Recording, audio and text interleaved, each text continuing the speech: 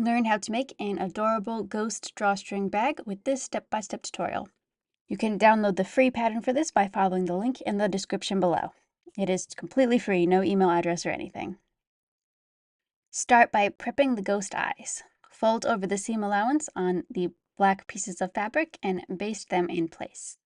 Now you want to sew the eyes to the front of the bag. Pin the eyes in place according to the pattern and edge stitch to sew them onto the front.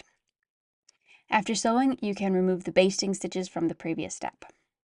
Now you want to get the casing pieces ready. Make a narrow hem on both sides of the casings.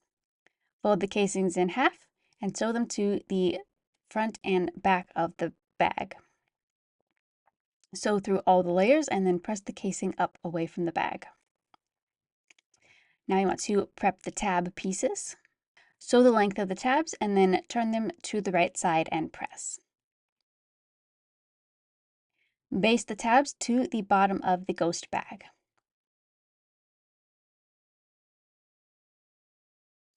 Now sew the two ghost fringe pieces together. With right sides together, sew them along the curved side. Leave the flat side open.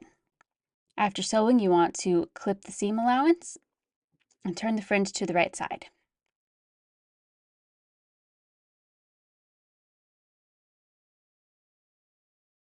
Baste the fringe to the bottom of the ghost bag as shown.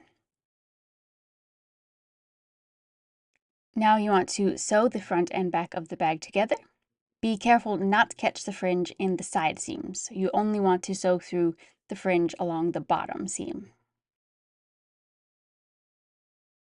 Turn the bag to the right side.